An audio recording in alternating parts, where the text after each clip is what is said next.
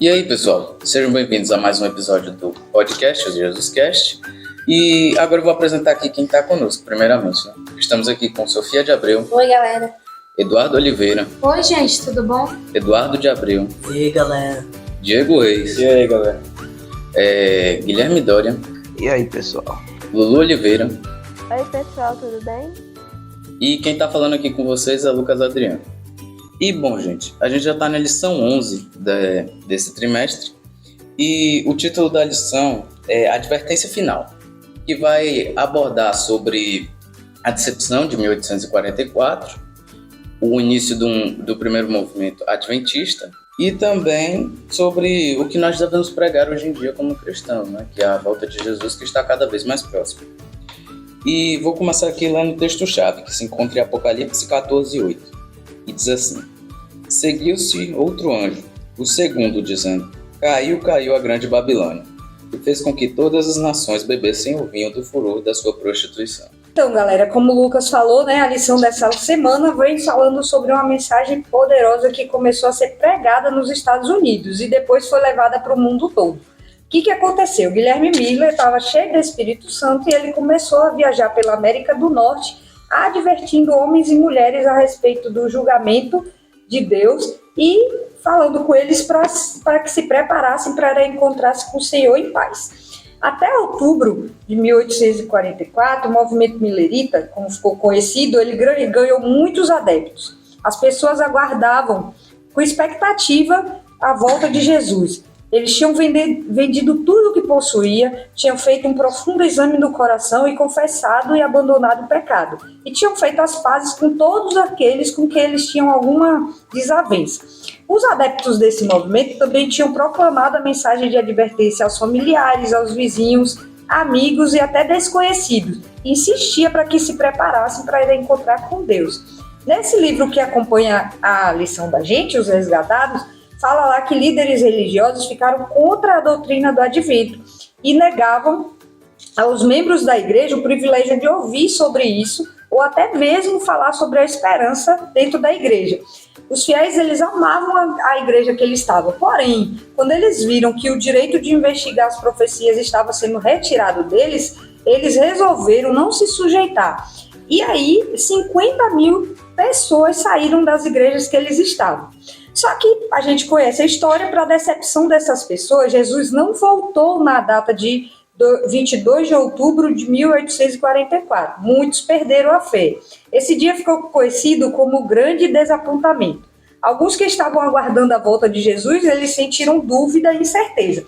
E aí, eu vou perguntar para vocês. A primeira coisa que eu quero saber é se vocês estivessem lá como seguidor de Guilherme Miller e tivesse sido desapontado por Jesus não ter voltado, você ainda acreditaria em Deus? O que você faria nessa situação? Porque, como vocês sabem, algumas pessoas venderam tudo, algumas pessoas que estavam brigadas, elas se reconciliaram e ficaram todo mundo esperando.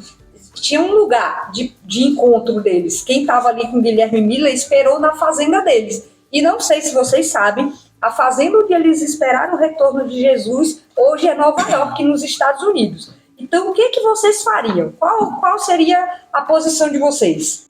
Bom, eu ajudaria Guilherme Miller a espalhar a palavra, né? Só que dessa vez eu estudaria também, porque da última vez o pessoal não estudou, por isso que acreditou. Exatamente, Diego. Quem mais? Na verdade, eu não sei qual seria a minha reação, porque eu posso falar uma coisa, tipo assim, eu posso falar que ia continuar acreditando em Deus, mas lá na hora eu ia parar de crer nele. Então eu acho que eu ia ficar no meio ali, mas eu ia orar pedindo os conselhos de Deus, né, para mim não perder a minha fé. Quero ouvir também Lulu e Guilherme aí. Olha, eu não sei dizer muito bem, né? Porque é uma situação bem chata mesmo. Muitas pessoas até perderam o emprego, né? Largaram o emprego achando que, né, Deus ia voltar e nem ia ter mais servidão. Mas, né, se iludiram ali e tal. Mas eu acho, eu não vou afirmar com 100% de certeza, mas eu acho que talvez eu ainda continuaria com a fé. eu acho que eu tentaria buscar na Bíblia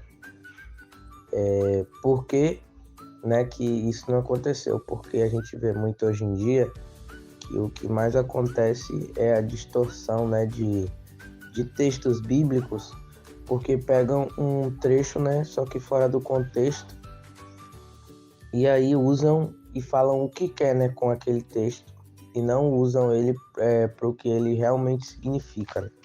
Eu ficaria um pouco indecisa nessa situação, mas eu leria a Bíblia mais e tentaria encontrar a resposta do porquê Jesus não veio naquele dia e continuaria crendo nele. Alguém mais tem alguma coisa a falar? Duda foi muito sincera na fala dela, né? Porque uma coisa é assim, você hoje, quando você vê a história, né? Você ouve e vê a história, você fala assim, poxa, se eu tivesse naquela época, eu não faria isso não. Eu ia continuar ali na fé. Mas pense aí, todo mundo reunido, falando assim, poxa, Jesus vai voltar, Jesus vai voltar. E diz que eles esperaram até meia-noite. Chegou meia-noite, Jesus não voltou. E aí todo mundo saiu assim, alguns voltaram para a vidinha que eles tinham, alguns já não tinham nem mais emprego. Pense no desespero dessas pessoas. Aí é que vem a segunda pergunta que eu queria fazer para vocês. Qual seria o caminho seguro para que você não voltasse à condição de perdido que havia antes do desapontamento? Porque o que aconteceu ali? Quando eles foram avisados que Jesus voltaria, eles acreditaram, muita gente acreditou. Então o que eles fizeram? Mudaram de vida, se confessaram, as pessoas sabem que não podem ficar brigadas uma com a outra e tal, porque não vai para o céu e tal, e as pessoas começaram a fazer as pazes, começaram a ficar muito juntas ali, todo mundo esperando. E aí, para vocês, como você manteria sua fé e se concentraria na missão, mesmo diante de situações como essa? Me falem aí. Eu acho que para não acontecer o que aconteceu naqueles tempos do Guilherme Miller, né? Para a gente ir num caminho seguro sobre a Bíblia, a gente deve buscar interpretá-la de maneira melhor e não se equivocar quando vê um texto, né, falando de alguma coisa que você já relaciona com outra. A gente deve realmente buscar o que está se passando ali e não usá-lo isolado para a gente dizer o que quer, o que a gente pensa sobre ele, né? E sobre a questão de manter o foco e concentrar na missão, a gente deve buscar a Deus, buscar gostar das coisas dele, e eu diria que a gente deve buscar também evitar aquelas coisas que nós sabemos que nos afastam de Deus. Eu mesmo sei que animes e jogos são coisas que às vezes tomam muito do meu tempo. E às vezes eu nem percebo isso, eu fico tão entretido ali, mas eu tenho percebido isso de um tempo para cá, mas estou tentando, né, reverter essa situação. Então eu diria que para a gente se concentrar, a gente deve, né, buscar e dar prioridade para Deus e não se deixar levar por essas coisas do mundo. Eu acho que é não procurar a data ou o ano que Jesus iria voltar, mas fazer o que ele pede em Marcos 16, 15 e 16, que fala: E disse-lhes, vão pelo mundo todo e preguem o evangelho a todas as pessoas. Quem crê e for batizado será salvo, mas quem não crê será condenado. Eu acho que isso é o que as pessoas deveriam fazer depois de tudo o que aconteceu. É o que eu disse, né, na resposta anterior. Eu ia pedir os conselhos de Deus para que Ele me ajudasse, me guiasse em tudo que eu fosse fazer, que eu não perdesse a fé e que eu incentivasse as outras pessoas também a não perderem a fé dela. Dudu, Diego, bora? Sofia? Qual seria o caminho seguro? Ó, por exemplo, você tá lá, né? Você foi desapontado ali, como todo mundo. Jesus não voltou. E aí, para você não voltar para o caminho de antes, o que você faria? Eles só ficar desapontados porque eles não estudaram a palavra. Então era só estudar.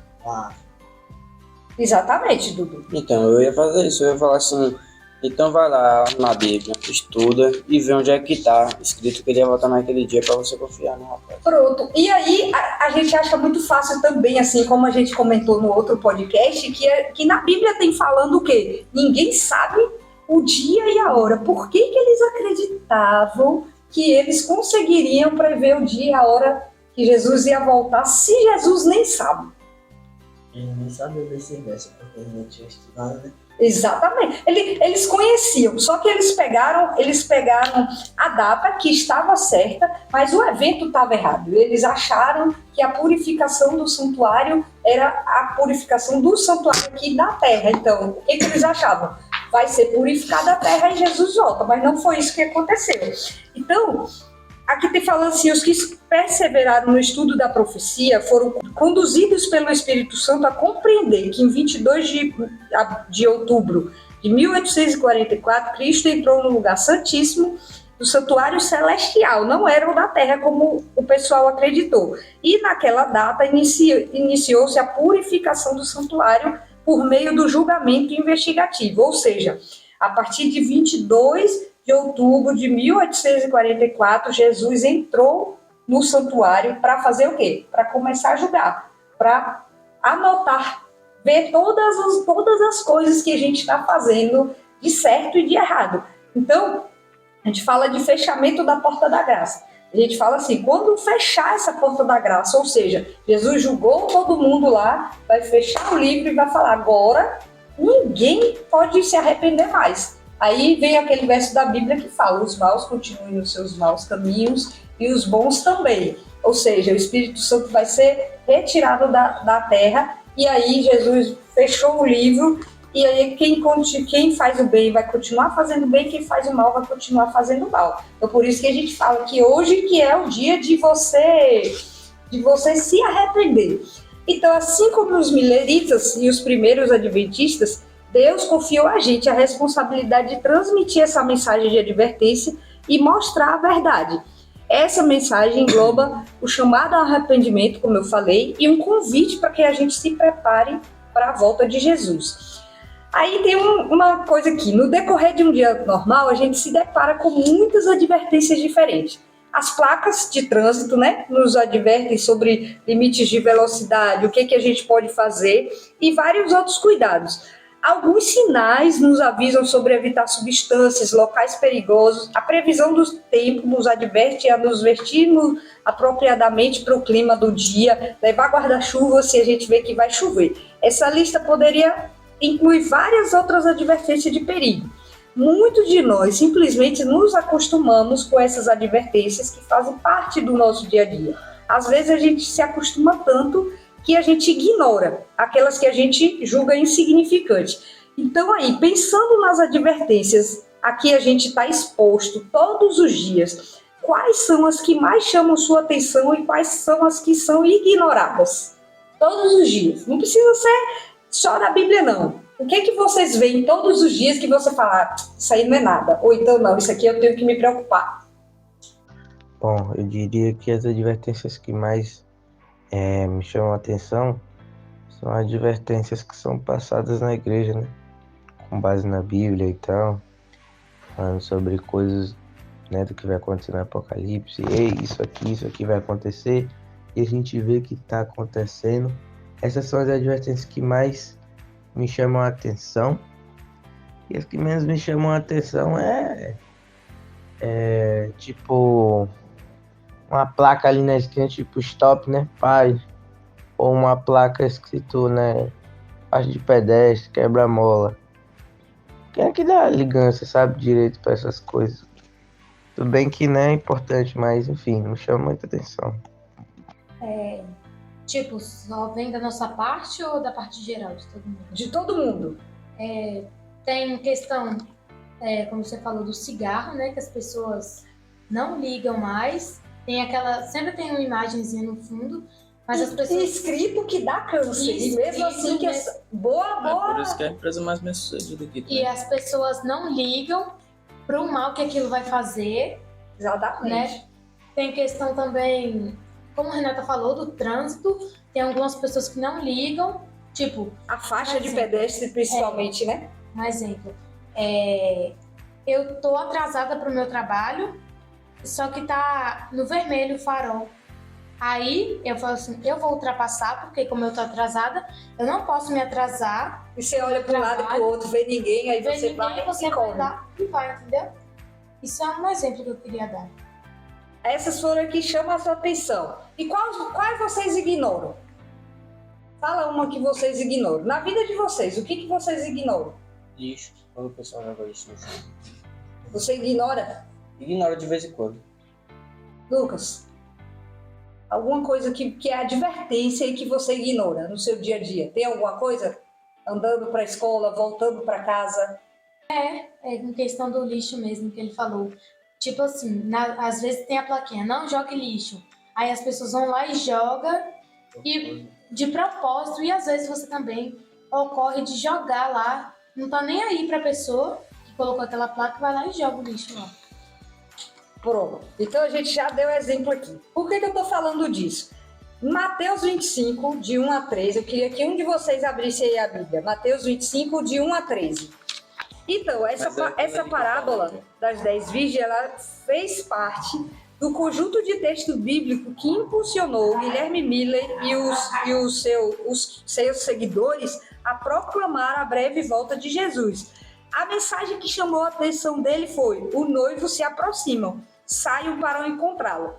Então, assim, isso tornou-se o brado de convocação desse movimento. A urgência com que os primeiros adventistas proclamaram essa mensagem foi marcada pela rapidez com que o movimento se espalhou pelos Estados Unidos e depois pelo mundo. Então, naquela época, todo mundo estava sabendo que Jesus ia voltar, apesar disso não ser concretizado. Então, para você, como seria a interpretação dessa parábola? Quem começa aí? Bem, as virgens, eu acho que elas simbolizam as pessoas da igreja. As 5 virgens prudentes são os que esperam a volta de Jesus e estão preparados. E as 5 virgens tolas são os que sabem da volta de Jesus e sempre deixam para a última hora. E o noivo simboliza Jesus. Então a parábola fala que todas as virgens esperam o noivo, só que algumas se comprometem e outras não. Bom, o que eu diria sobre essa parábola é que o que ela está querendo dizer? Que pessoas que não estão priorizando Deus, elas acabam se perdendo e se desviando do caminho, e já aquelas que estão sempre ali, né, que são as pessoas prudentes, elas priorizam Deus, elas estão sempre, aquelas pessoas que já estão prontas, que se preparam diariamente para a volta de Cristo. Porque eu vejo, ali é basicamente uma advertência, né, aquela, tipo assim, se você for o tipo de pessoa que não buscar preparo diariamente para a minha volta, para estar buscando a mim, você acaba que, né, não vai ser salvo. Eu vejo que, né, é uma advertência para que a gente sempre esteja buscando a Deus e que a gente sempre esteja preparado para a sua volta e que a gente não se desvie do caminho. Bom, assim, para minha interpretação dessa parábola, um ponto muito interessante também é que quando as virgens estavam sem azeite, elas pediram para as nécias, pediram para as prudentes o azeite delas. Só que elas não poderiam dar o azeite, porque senão elas ficariam sem. O que nos adverte mais uma vez que a salvação é pessoal. Que cada um tem que ter sua preparação, né, para se salvar, sempre se arrepender todos os dias. E não depende das outras pessoas, né, para poder se preparar. Algumas informações dessa parábola. Quantas dormiram? Todas. Mas quem levou? Quantos levaram óleo extra? 5. Então, quantas estavam preparadas? 5. O que essa parábola está dizendo pra gente? Uma das coisas, todas elas pertenciam ao mesmo grupo. A diferença é que umas tiveram óleo extra para abastecer a lâmpada ao saírem para encontrar o noivo. O massa dessa parábola é a parte do azeite. Tipo, se você não tiver cheio da palavra, você não vai pro céu. Se você tiver cheio da palavra, você vai pro céu. Porque você está se preparando ali, né? Outra coisa aqui que a gente vê que aparentemente ali na parábola Jesus estava demorando, né? Porque deu tempo delas dormirem ali, depois elas ouviram o barulho e elas acordaram. Então, a aparente demora da volta de Jesus, de acordo com Ellen White, representa a experiência do movimento adventista, o período do grande desapontamento, que foi quando Jesus não voltou na data em que eles esperavam. Então a pergunta que passou a ser feita é: quem entre os fiéis possui óleo extra para sobreviver à demora do noivo e estar preparado para encontrá-lo quando ele aparecer? Ou seja, pra gente, até pra gente, que a gente fala às vezes assim que Jesus está demorando, né? Porque a gente não, ao mesmo tempo da gente, não é o mesmo tempo de Deus. Então, nesse tempo que a gente está vivendo de incerteza aqui, que o interesse é superficial, nem todo mundo é sincero, alguns começaram a vacilar, alguns começaram a perder interesse, entusiasmo, mas a diferença é aqueles que a fé se baseia no conhecimento pessoal da Escritura, como Dudu disse aí, eles tinham sob os pés uma rocha que as ondas do desapontamento não poderiam destruir. Isso Ellen White fala lá no Grande Conflito. E agora a minha pergunta é: como vocês têm se comportado ante essa aparente demora da volta de Jesus? O que vocês têm feito? Sinceridade aí. Estou tentando ser como as virgens prudentes, esperar a volta de Jesus Cristo preparado. Eu tenho buscado a Deus, tenho deixado a desejar sim em alguns pontos, meio relaxado, mas tenho buscado a Deus, tenho buscado meu momento com Ele, tenho buscado a palavra porque é necessário, porque realmente a gente precisa dele diariamente, porque apenas um dia já pode ser um início para vários dias, né, consecutivos sem você ter uma ligação com Deus, e isso é muito perigoso porque isso pode acabar nos levando facilmente a desviar do caminho. Mas eu tenho buscado a Deus, como eu falei, tenho deixado a desejar em alguns pontos, normal, nós pecamos, não que isso seja desculpa para que possamos cometer os mesmos pecados, né? Mas que possamos nos esforçar para cada vez mais a gente poder, como eu posso dizer, ser cada vez mais santificado, né? Ter menos pecados sobre nós. Bom, eu tenho estudado a Bíblia e a lição todo dia. E me preparando, claro, cada vez mais. Eu estudo a Bíblia todos os dias.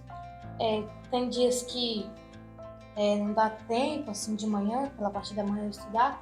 Então, sempre quando eu tô com algum tempinho livre, eu pego, leio algum versinho que aparece no celular por conta do aplicativo da Bíblia. E também, ultimamente eu venho postando no meu Instagram, que antes eu não postava nada, né, da igreja. Aí, ultimamente, eu venho postando umas fotos, assim, do pessoal da base, do pessoal do clube também, para que as pessoas possam ver que eu estou me preparando pela volta dele. Alguém mais? Eu vou falar a verdade. Eu sou mais assim. Minha mãe que me lembra de ler a lição, de fazer as coisas, mas eu mesmo, por mim mesmo, esqueço de se preparar, de ler a lição. Minha mãe que me lembra. Tá igual as virginésseas, né? Mas se você soubesse que Jesus estaria voltando hoje, o que você faria de diferente, Sofia?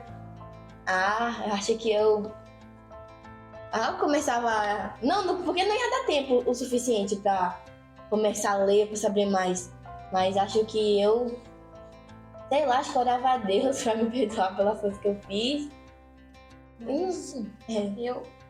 A porta, no caso, já ia estar fechada, né, se Jesus voltasse hoje. Pronto, exatamente. A porta já estaria fechada. Se ele estivesse voltando hoje, a porta já estaria fechada. Por isso que a gente fala que todos os dias a gente tem que se preparar de alguma forma. Uma das formas e a melhor forma de se preparar é você não ler a Bíblia, né? Mas estudar a Bíblia. Não adianta você ler, porque quando você lê, você não aprende. Então, voltando aí no nosso verso-chave, só que falando um pouquinho antes dele, né, que é o segundo texto que a gente tem nessa semana aí da lição para estudar, tá lá em Apocalipse 14, de 6 a 8, que fala assim, ó: vi outro anjo voando pelo meio do céu, tendo o evangelho eterno para pregar aos que habitam a terra e a cada nação, tribo, língua e povo, dizendo com voz forte: temam a Deus e deem glória a Ele, pois é chegada a hora em que Ele vai julgar. E adore aquele que fez o céu, a terra, o mar e as fontes das águas. Seguiu-se outro anjo, o segundo, dizendo: caiu, caiu a grande Babilônia, que fez com que todas as nações bebessem o vinho do furor da sua prostituição. O que esse texto está dizendo? Está falando que das duas mensagens angélicas que tem aí, né? São 3, mas aí tem 2. Então está falando assim, ó, que o anjo, né, ele tem um evangelho eterno nas mãos para pregar. Nós temos todo um evangelho para pregar aí. E também está dizendo que os maus costumes foram espalhados por todas as nações. Todas as nações, tanto que no final ele fala assim, ó, caiu a grande Babilônia e fez com que todas as nações bebessem o vinho do furor da sua prostituição, ou seja, estavam pecando ali e eles acabaram bebendo o vinho do que eles mesmos estavam fazendo ali, né? Então Deus não vai perdoar esse tipo de coisa. Só que desse tempo todo, desde Adão, Eva, aí Abraão, Noé, Jó, esse povo todo, Guilherme Miller, Zwingli, Martinho Lutero, sempre teve um povo que permaneceu fiel a Deus, mesmo em meio a guerras, calamidades, privações e perdas. Na ocasião que o povo de Israel foi levado cativo pelos assírios e babilônicos, um grupo remanescente permaneceu fiel a Deus. Depois da morte de Jesus, os remanescentes aguardaram o derramamento do Espírito Santo em Jerusalém. Durante o período escuro da Idade Média, Deus manteve um povo fiel, que, mesmo ameaçado de morte, escolheu permanecer ao lado da verdade. O fim dessa terrível perseguição, que durou 1260 anos, um grupo de fiéis corajosamente se levantou para apontar o erro da Igreja Romana e exaltar a palavra de Deus. Os primeiros protestantes fizeram parte do remanescente de Deus. No entanto, com o passar do tempo, os protestantes não deram continuidade ao trabalho da reforma e se recusaram a abandonar as crenças que não são embasadas na Bíblia. E aqui a gente fala novamente do sábado. Quando teve a reforma protestante lá, todas as igrejas protestantes estavam juntas. E depois a Igreja Católica começou a mandar em tudo e a galera pendeu para o lado da Igreja Católica, até as igrejas protestantes. Por quê? Porque as igrejas protestantes acreditam que domingo é o dia de guarda. E o domingo não está na Bíblia. Quem está na Bíblia é o sábado. Então, todas as igrejas protestantes hoje, menos a Igreja Adventista do Sétimo Dia, estão junto com a Igreja Católica, se você for olhar aí. Mas eles acreditam no domingo porque a Bíblia, né, dos católicos das outras religiões, tirou o sábado e colocou o domingo, né?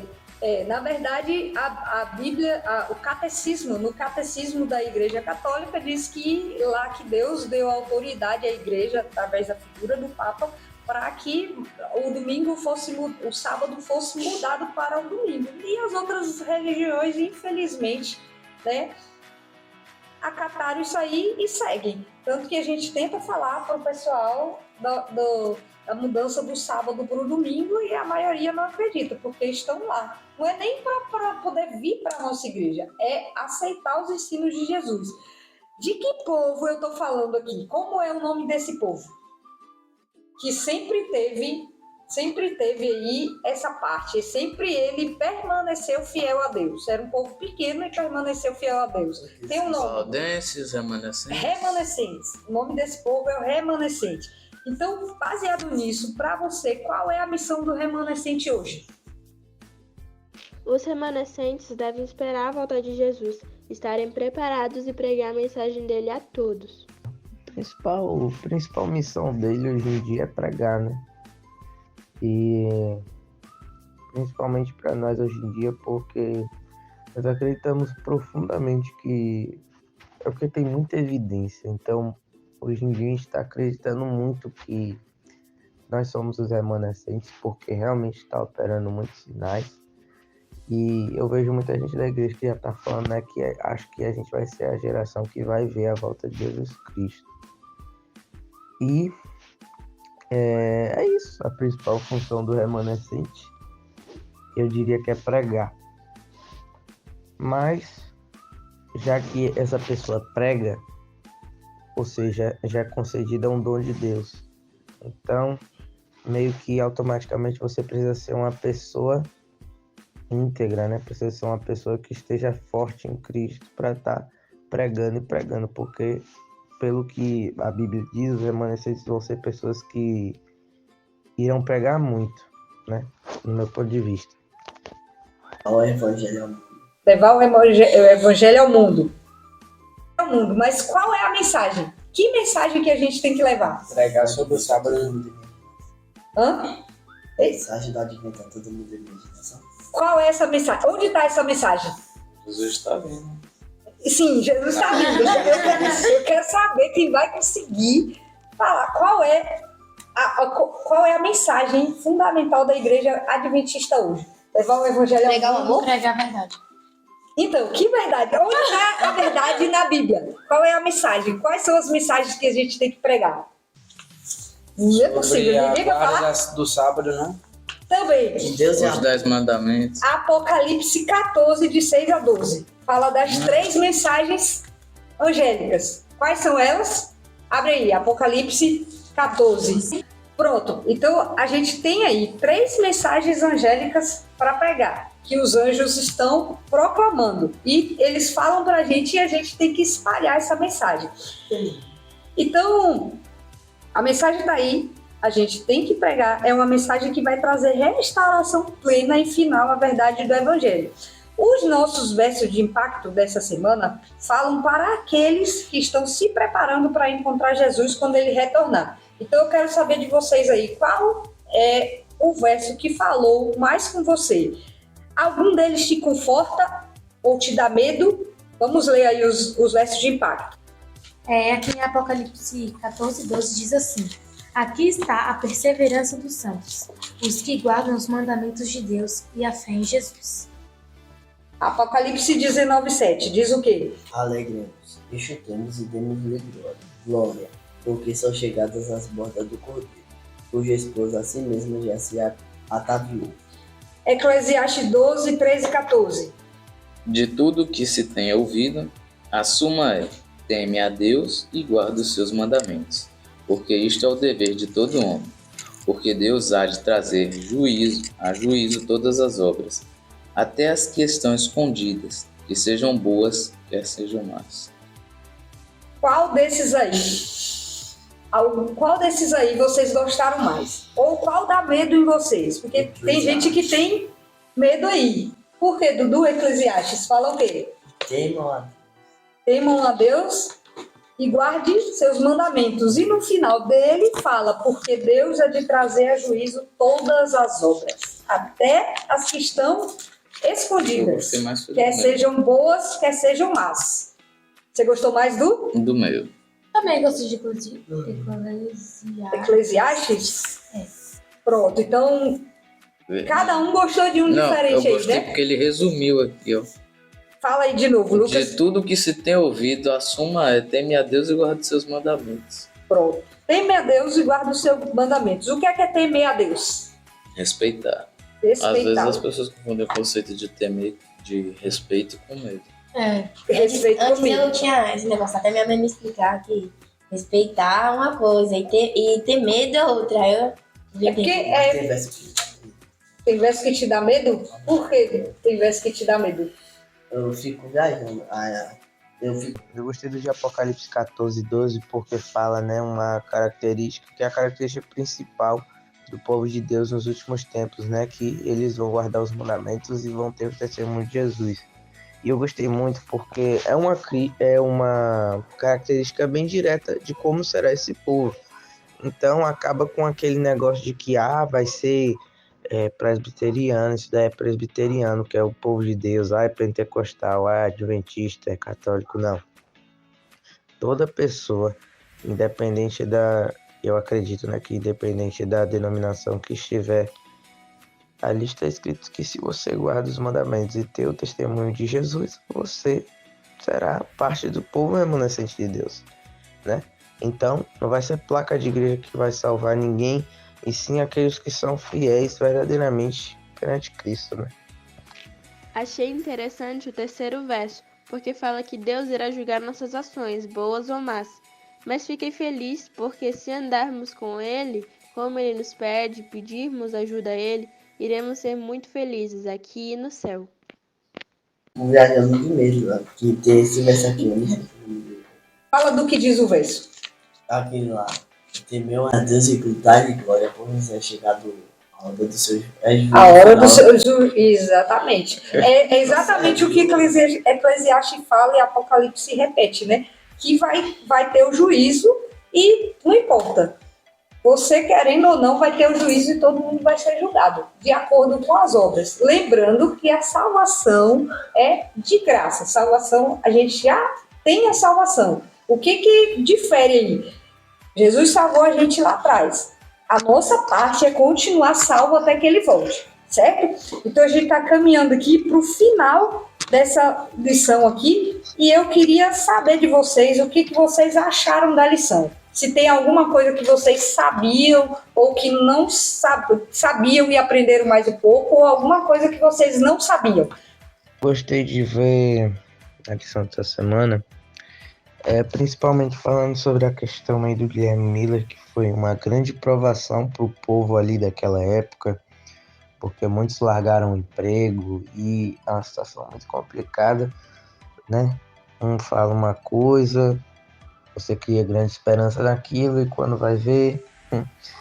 Mas daí já dá até para tirar uma lição, né, de que é muito perigoso a gente confiar em alguém simplesmente assim, falando coisas principalmente sobre a palavra, né? A gente deve realmente buscar e entender o contexto do que está escrito, né? E não tirar um negócio equivocado.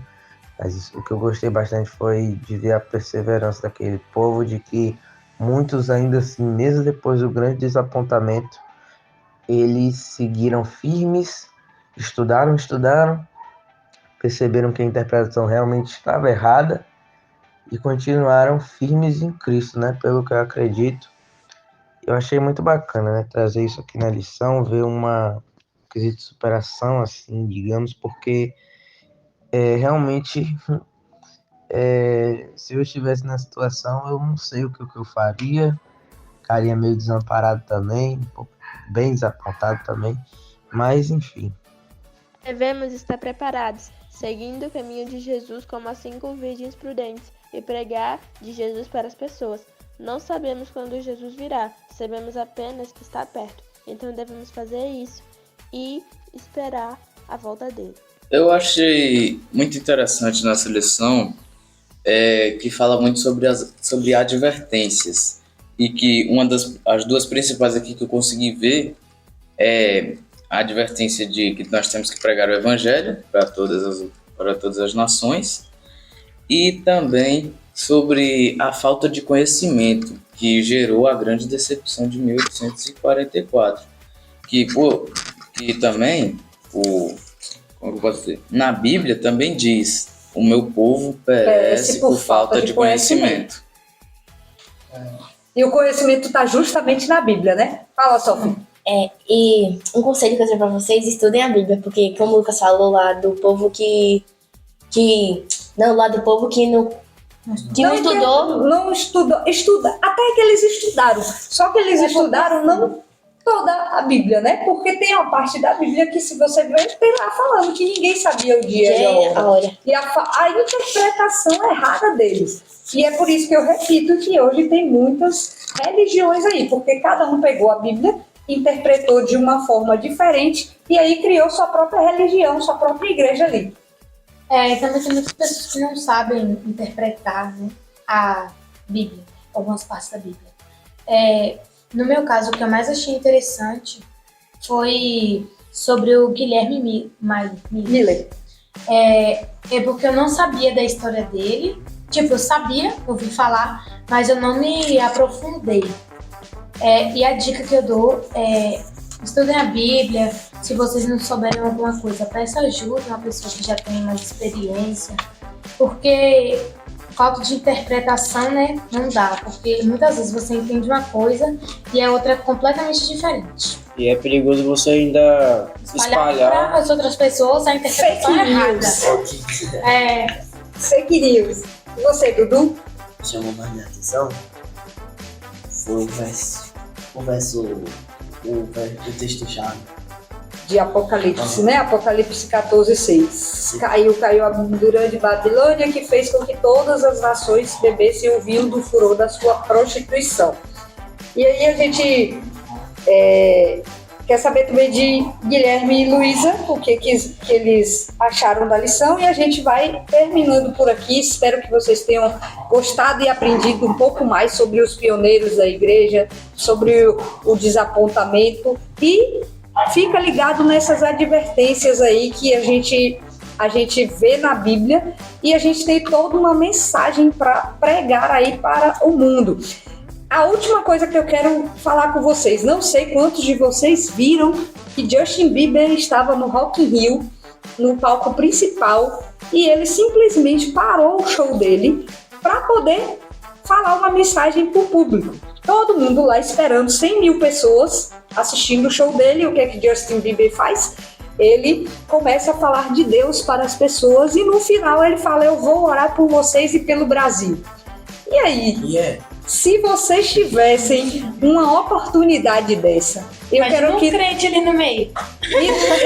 Não, aí muita gente, claro, começou a massacrar o Justin Bieber. Por quê? Diz que ele tem uma própria marca de maconha, né? Ele diz que ele bebe e tal, ele diz que é evangélico, só que me disseram que ele bebe, não sei se é verdade, e diz que ele tem uma própria marca de maconha, que eu não sei se é verdade. Só que em alguns países também a maconha já é reconhecida como para fins medicinais, né? Então, assim, independente disso, uma coisa que eu observei ali quando eu vi a galera comentando, ele viralizou esse vídeo dele orando e falando com as pessoas sobre Deus, viralizou.